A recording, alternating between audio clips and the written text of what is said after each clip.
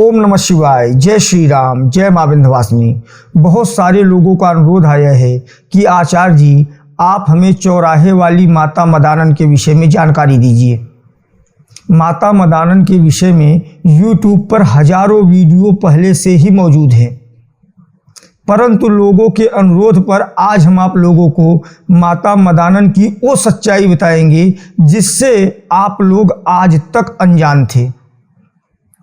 जो डीह को पूजा है वही माता मदानन के विषय में सही और सटीक जानकारी दे सकता है, और जितने भी लोग माता मदानन के विषय में बताए हैं उनमें से 99.9% लोग डीह को पूजे ही नहीं हैं।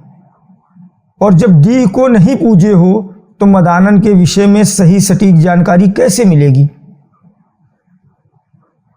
क्यों ओझा भगत तांत्रिक लोग चौराहे पर माता मदानन के नाम से भोग रखवाते हैं? क्यों श्रृंगार रखवाते हैं? आज हम आप लोगों को माता मदानन की पूरी सच्चाई बताएंगे कि कौन है मदानन, क्यों ये चौराहे पे भोग लेती हैं और इनकी वास्तविकता क्या है। इतना तो आप लोग जानते हो कि हर चौराहे पे माता मदानन का वास होता है, और हर चौराहा एक क्षेत्र के अंतर्गत आता है जिसका मालिक क्षेत्रपाल होता है। बहुत सारे जगह क्षेत्रपाल को डीह कहा जाता है।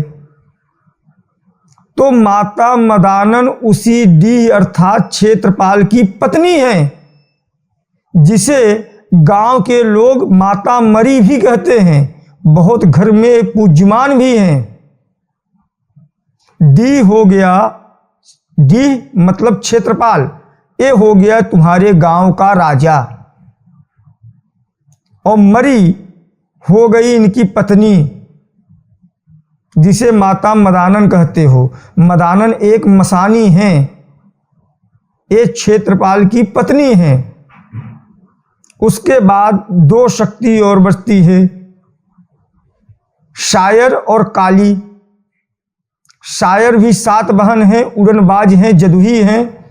बुखार दे के मारना शायर की आदत है। इनके धार पे जो आता है 3 घंटे के अंदर ही बुखार होगा, मर जाएगा।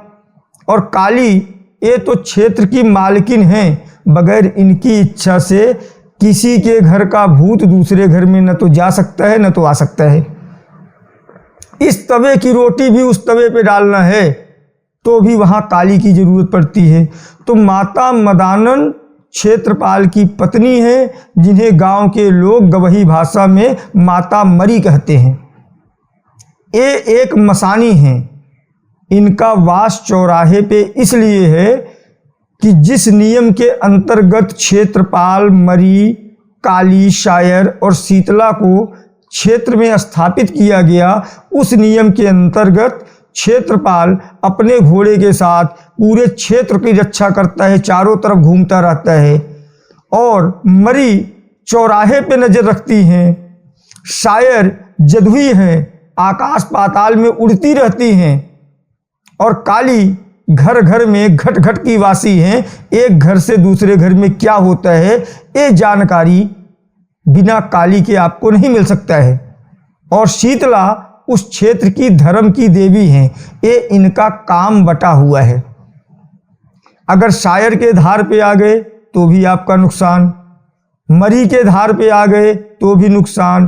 पुराने जमाने में लोग कहा करते थे कि जब गर्मी के मौसम में लूक बह रहा हो तो दिन में 12 से 1 के बीच में और रात को 12 से 1 के बीच में कभी भी जल्दी सुनसान चौराहा पार नहीं करना चाहिए, क्योंकि चौराहे वाली माता मरी, जिसे मदानन कहा जाता है, इनका लश्कर निकलता है। मरी अर्थात मदानन एक तामसिक देवी हैं।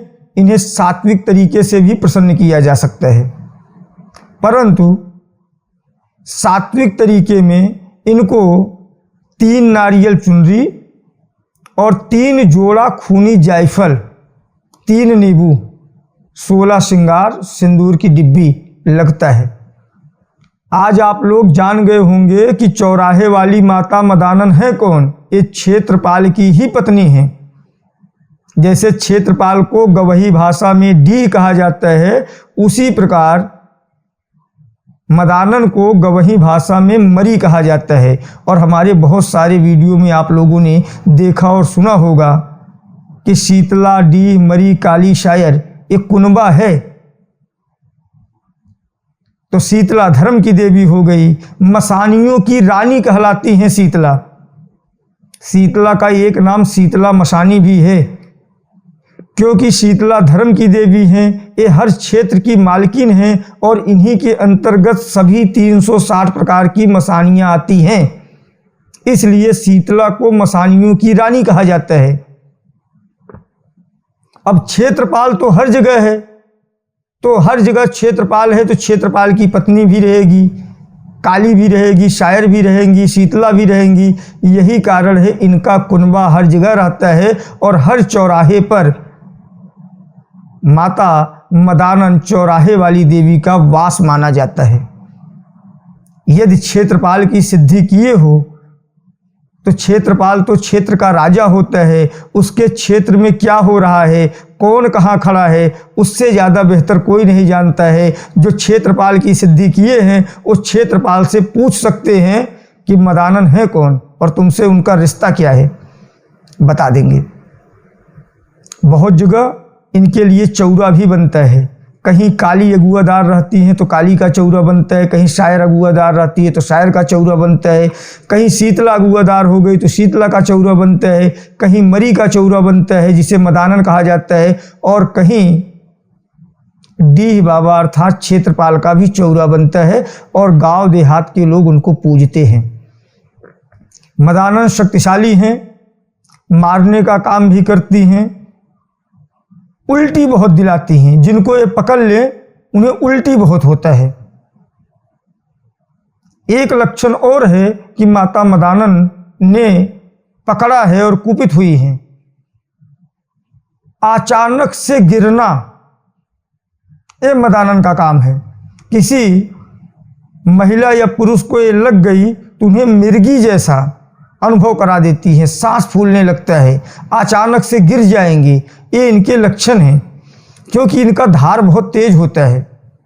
ये जब निकलती हैं और किसी को लग गई तो एकदम उसके आँख से पीला, नीला, हरा ऐसे दिखाई देने लगता है और गिरेगा तो पट से एकदम मूर्छित अवस्था में रहेगा। वो उल्टियाँ होना शुरू हो जाएगी, शरीर पीला पड़ना शुरू कर देगा, जैसे पीलिया हुआ है ऐसा हाल करती हैं।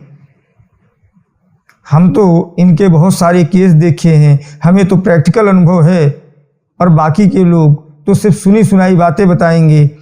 अगर जानकारी अच्छी लगी हो तो वीडियो को शेयर कीजिए। बहुत ही जल्द हम शायर के ऊपर वीडियो लेके आएंगे और उसके बाद बहराइच के एक एक देवता के विषय में बताएंगे। और हाँ, एक विशेष बात, मदानन मरी को दखनही माता भी कहा जाता है। मरी, मारुका, शायर, ये लोग दखनही माता हैं। माता में बहुत प्रकार होता है। हमने जैसे एक वीडियो में कहा था, आप लोगों को बताएंगे। दखनही माता अलग होती हैं, पूर्वी भवानी अलग होती हैं, बहराइच के देवता अलग होते हैं, कामरू कामाख्या के अलग होते हैं, ढाका बंगाली के अलग होते हैं, शहरी देवता अलग होते हैं। इनके विषय में कभी हम आप लोगों को विस्तार से बताएंगे। आज के लिए इतना ही। जय श्री राम।